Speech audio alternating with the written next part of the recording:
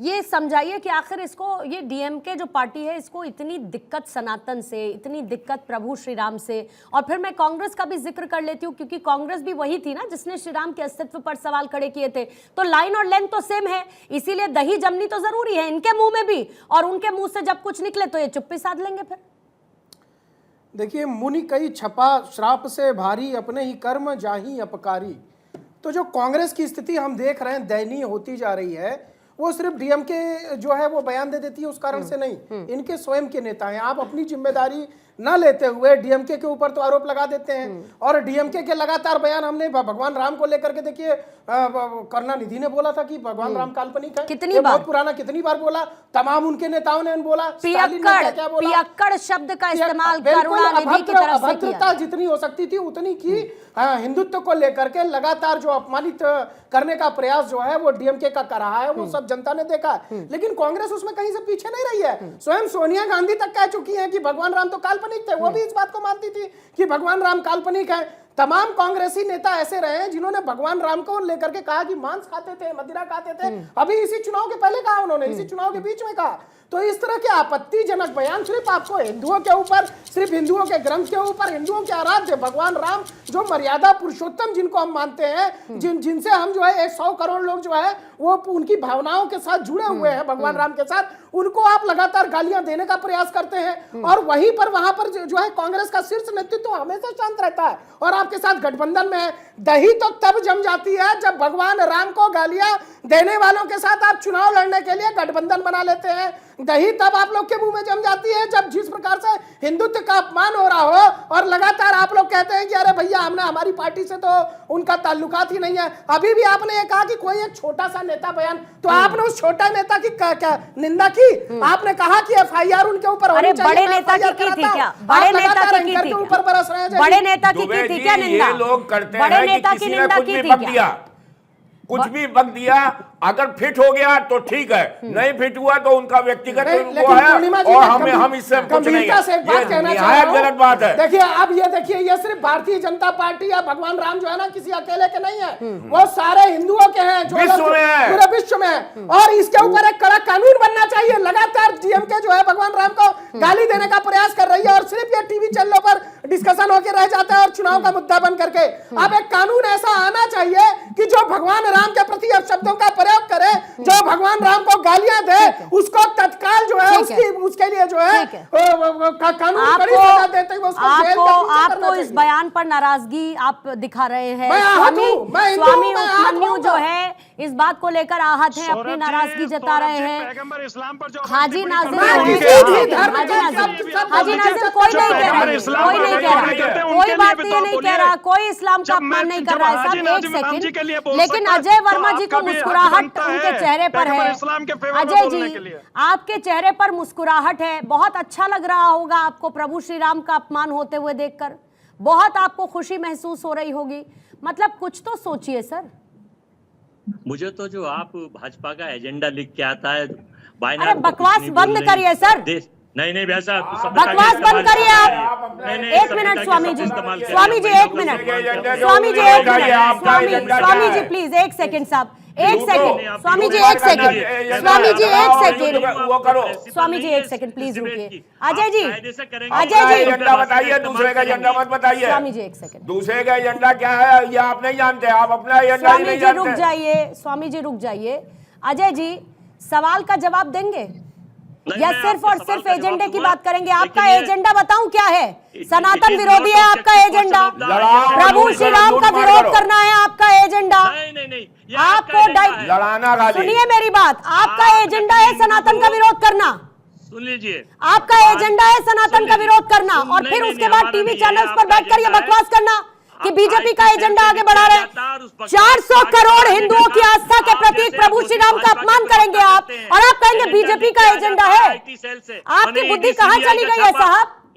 बुद्धि कहाँ चली गई? तमिलनाडु छोड़ा है क्या? गांधी जी बीजेपी तमिलनाडु छोड़ा है क्या? जो रघुपति राघव राजा राम पतित पावन सीताराम, ये महात्मा गांधी कहते थे। आपकी जो कांग्रेस को जिसने जन्म दिया वो महात्मा गांधी भगवान राम का भजन करते थे। आप किसके ऊपर आरोप लगा रहे हैं? क्या वो एजेंडा चलाते थे महात्मा गांधी? इस तरह का भगवान राम को लेकर के आप टिप्पणियां करते हैं और कहते हैं एजेंडा, अगर एजेंडा है तो एजेंडा होना चाहिए। हम भगवान राम के जो है, हम भगवान राम को मानने वाले लोग हैं, इसको आप एजेंडा कह रहे हैं? तो महात्मा गांधी क्या कहते थे फिर बताइए? महात्मा गांधी कहते थे ना, हे राम रघुपति राघव राजा राम पति भगवान श्री राम ने, ये तो महात्मा गांधी जी के विचार थे भाई। आप महात्मा गांधी जी के विचारों पर प्रश्न खड़ा कर रहे हैं। सुन लेते हैं इनकी बात भी सुन लेते हैं। आप बोलिए अजय, भगवान को पॉलिटिसाइज करते हैं। अरे अजय जी सीधे बात करिए ना, टू द पॉइंट आइए। टू द पॉइंट बात सुन लीजिए। टू द पॉइंट मुझे बोलने नहीं है, सुन लेते हैं। अयोध्या कॉरिडोर में कैग की रिपोर्ट आई है कि 18,000 कुछ करोड़ का घोटाला। अरे मैं कह रही हूँ प्रभु श्री राम महात्मा नहीं हो। अगर पानीदार हो तुम तो मुकदमा करो ना। आप प्रवक्ता नहीं है, थोड़ा सुन लीजिए। आप कह रहे हो कैग की रिपोर्ट, मुकदमा क्यों नहीं करता? मुकदमा करना लीजिए। ये तो सौरभ दुबे तो मुकदमा कर सामने आ जाएगा। मुकदमा करने की किसी की हिम्मत नहीं है। शेल कंपनी है, आप तो नहीं हो स्वामी जी। कैग की रिपोर्ट की बात है, भाई अगर आई है मुकदमा कर दे। सड़कों पे दिखा दिया गया जमीनों में कितना घोटाला हुआ है। सुन ले अजय जी, घोटाला हुआ, मुकदमा करो ना अगर असल पानीदार हो। अरे स्वामी जी आप तो सुन लीजिए, कम से कम यहीं पर बैठे हैं आप। कर्नाटक में अजय जी, इन्होंने बजरंग बली को पॉलिटिसाइज करा, अजय जी, तो हनुमान जी का गदा पड़ा, इनकी सरकार छिन गई। बदलते रहो। अयोध्या में और यूपी में, सुन लो भैया, अरे अपनी डपली अपना राग अलापते रहेंगे क्या? सीधे सीधे सवाल पर बात करिए ना। को बेचा, श्री राम को पॉलिटिसाइज करा, बदलते रहो, ऐसे ही बदलते रहो। भगवान का तीर लगा, इनको बैसाखों पे ला दिया। कायदे की बात नहीं अरे की, हमारे आज लिए तक चुनाव कायदे की बात नहीं की कभी। आज तक कायदे की बात नहीं की, आज तक कायदे की बात नहीं की कांग्रेस ने। भगवान का चक्कर लगा और तो आप ही हार गए। तो ये नकली हिंदू लोग जो एजेंडा चलाते हैं, गलत आपत्तिजनक बयान दे रहे हैं। इस तरह की बात करो, बेकायदे की बात नहीं करो। सरकार ये नेशनल चैनल है, नेशनल चैनल, नेशनल चैनल है, फालतू बात बोलने की नहीं होती। नायडू और नीतीश नामक बेसासी पर सरकार टिकी है, जब छीन लेंगे तब आपको अपंग कर देंगे। अजय जी, भगवान राम से अजय जी, डरो, अजय जी, राम से डरो। अरे कान आपके ठीक ठाक काम करते हैं साहब, तो सुनिए ना फिर। कौन है नकली हिंदू, जरा बताइए। नकली हिंदू कौन है? बेचो मत। नकली हिंदू कौन है? टीआरपी मत लो। नकली हिंदू कौन है? अजय वर्मा, राम के अस्तित्व को नकारने वाले जरा बताएं कि नकली हिंदू कौन है? भगवान का राजनीति कौन है नकली हिंदू? बार्किंग कौन है नकली हिंदू? कौन है नकली हिंदू? भगवान का राजनीतिकरण नहीं कौन है करिए। नकली हिंदू? भगवान के नाम पे छत्ता मत वो जो कीजिए। खुद राजनीति भगवान में का नाम राम बेचिए का अपमान मत। होने देते भगवान के हैं, नाम पे जिनकी डिबेट साथी मत पार्टी करिए। बार बार राम मैं पर सवाल बताता हूं खड़े कौन करती है है, हिंदू। वो बताएंगे कि नकली हिंदू कौन है? कह रहे हैं। कौन है कभी नकली नेहरू, हिंदू? कभी वो खान, है जो कभी कभी जनेऊ गांधी, पहनकर चले जाते हैं मंदिर में, कहते हैं मैं जनेऊधारी वो है हूँ। नकली हिंदू। वो नकली हिंदू है क्या? कभी नेहरू हो गए, कभी गांधी हो गए, कभी खान हो गए, वो है नकली हिंदू। कौन है नकली हिंदू अजय वर्मा? वो जो जनेऊ पहनकर चले जाते हैं मंदिर। स्वामी जी आप ही बात कर लीजिए फिर, आप बात कर लीजिए स्वामी जी। नहीं आप बोल लीजिए फिर, बताइए अजय वर्मा कौन है नकली हिंदू? नकली हिंदू सुन लीजिए, सुन लीजिए। हाँ बताइए, बताइए कौन है नकली हिंदू? पूर्णिमा जी आज आप यहाँ हैं, कल और जगह जाएंगी, सुन लीजिए सत्यता। क्या हो जाएगा? नकली हिंदू क्या हो जाएगा? सुन लीजिए, वो है नकली हिंदू जो भगवान राम को पॉलिटिसाइज करते हैं। अच्छा। भगवान राम का नाम बेचने का और काम जो करते हैं। भगवान राम का अपमान भगवान राम करते के हैं, नाम पे चंदा लेने का जो काम भगवान करते हैं। राम का अपमान भगवान करते हैं, राम वो के कौन नाम है? पर प्रेस में वो कौन है? लगाते हैं। वो है नकली कौन है हिंदू। वो? वो पूरे देश में फैले हुए हैं बताइए भाई। ना, जो भगवान राम का पूरे अपमान देश में करते हैं वो फैले कौन हुए है? हैं। एक हो तो मैं नाम बताऊं। अरे भगवान राम का अपमान करने वाले कौन है? सीएजी की रिपोर्ट पढ़ लीजिए।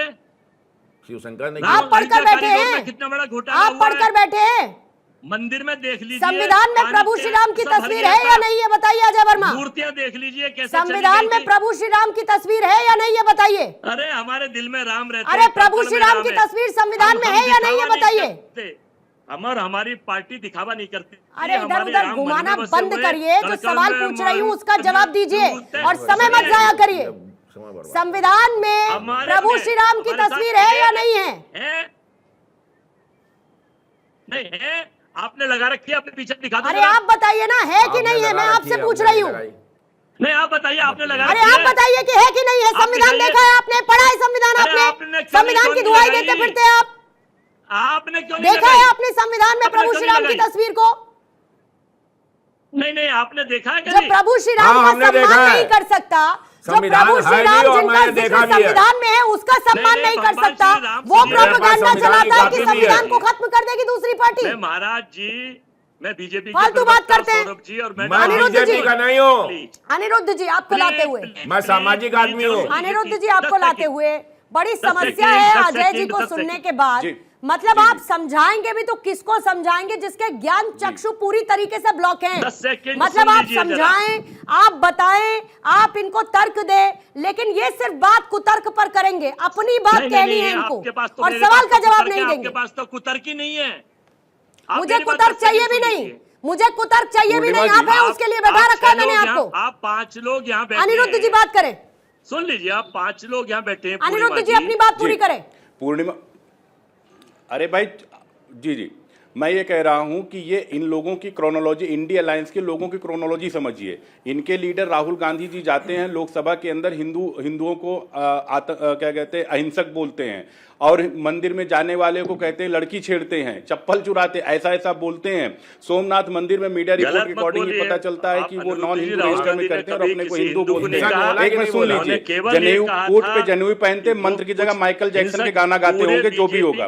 उसके बाद में ये कहते हैं कि राम सबके थे, तो 22 वकील जो कोर्ट में खड़े होते थे वो किसके थे? जो कपिल सिब्बल सारे लोग थे वो किसके थे? इनके पार्टी तमिलनाडु के अंदर, तमिलनाडु में चाहे उदयनिधि स्टालिन हो, चाहे शिवशंकर हो, जो भी लीडर, चाहे जो भी सारे सीनियर लीडर रहे, इनकी क्रोनोलॉजी है कि हिंदू जिसका आस्था मानते हैं उनको डिमेरिट करो और हिंदुओं को गाली दो।